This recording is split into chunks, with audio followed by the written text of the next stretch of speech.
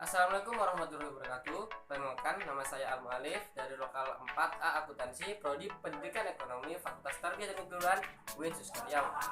Jadi pada video kali ini saya akan menjelaskan materi mengenai sirkulasi pendapatan pada perekonomian terbuka.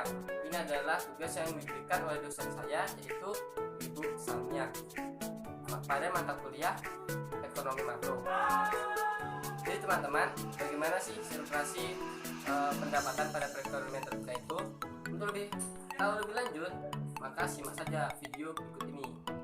Bye bye. Baiklah, saya akan menjelaskan sirkulasi pendapatan dalam perekonomian terbuka. Dalam perekonomian terbuka terdapat 4 sektor yang saling berhubungan satu sama lain, yaitu yang pertama adalah perusahaan, pemerintah, rumah tangga, dan luar negeri. Terdapat 10 aliran yang terjadi dalam sirkulasi ini. Yang pertama adalah aliran perusahaan ke rumah tangga. Aliran ini berupa pendapatan faktor-faktor produksi.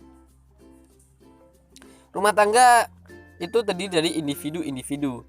Individu-individu ini akan bekerja di perusahaan. Kemudian perusahaan akan memberikan gaji dan upah kepada rumah tangga. Gaji dan upah inilah yang disebut dengan faktor-faktor produksi. Lalu kedua terjadi, yaitu perusahaan akan membayar pajak perusahaan kepada pemerintah. Biasanya berupa dengan izin usaha atau izin membangun dalam perusahaan. Kemudian yang ketiga yaitu aliran dari rumah tangga ke pemerintah. Aliran ini berupa pajak individu. Pajak individu ini bisa berupa dari pajak bumi dan bangunan, pajak kendaraan bermotor, dan pajak-pajak lain yang dibebankan kepada rumah tangga. Aliran keempat terjadi yaitu rumah tangga ke perusahaan, yaitu berupa perbelanjaan rumah tangga. Rumah tangga biasanya akan membeli barang atau kebutuhan-kebutuhan kepada perusahaan. Biasanya berupa kebutuhan pokok seperti beras, minyak goreng, gula, dan lain sebagainya yang biasanya dihasilkan oleh perusahaan. Di aliran kelima terjadi yaitu impor. Rumah tangga akan mengimpor barang ke luar negeri. Impor ini terjadi dari hasil kerjasama atau hubungan luar negeri antara pemerintah dengan negara lain. Rumah tangga selain mendapatkan kebutuhannya dari perusahaan, dia juga akan mendapatkan kebutuhannya dari hasil barang impor dari luar negeri. Seperti kita tahu bahwasanya sekarang Indonesia itu masih mengimpor barang berupa beras dari Vietnam dan daging sapi dari Australia. Ini adalah contohnya. Kemudian aliran keenam yaitu rumah tangga ke institusi keuangan. Institusi keuangan ini adalah berupa bank dan lembaga keuangan lainnya.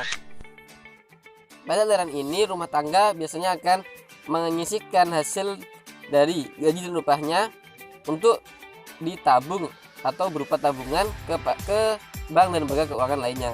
Selanjutnya pada aliran ketujuh itu terjadinya investasi dari bank tersebut ke penanam modal.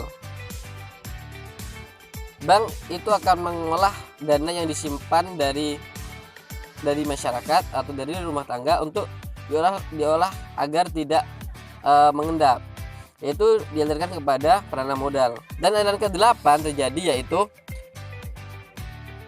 penanam modal kepada perusahaan.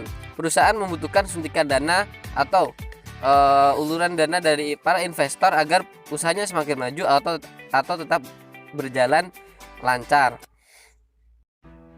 Yang ke-9 itu pemerintah. Pemerintah selain juga mendapatkan atau menerima pemasukan berupa pajak, pemerintah juga akan mengeluarkan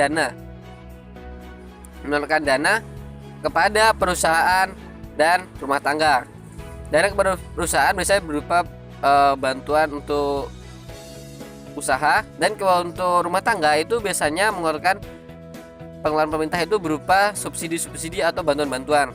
Bisa juga dengan subsidi sembako seperti dari Bulog atau gas LPG, kemudian BBM, listrik, dan subsidi-subsidi lainnya atau bantuan sosial, pendidikan, dan lain sebagainya yang tentunya ditujukan untuk membantu rumah tangga. Dan yang terakhir adalah aliran dari luar negeri ke perusahaan berupa ekspor. Luar negeri akan mengekspor barangnya kepada perusahaan. Dan itulah tadi 10 aliran atau sirkulasi pendapatan dalam perekonomian terbuka. Nah, jadi gimana nih setelah menonton video tadi mengenai sirkulasi pendapatan pada perekonomian terbuka? Pasti kawan-kawan sudah paham kan mengenai materi tersebut? Pasti sudah dong. Jadi mungkin sampai di sana video kali ini. Terima kasih kepada semua pihak yang sudah mendukung saya. Alhamdulillah. Saya akhiri. Apabila ada kata-kata saya yang salah, kata saya yang benar, saya minta maaf sebesar-besarnya. Saya akhiri. Wassalamualaikum warahmatullahi wabarakatuh.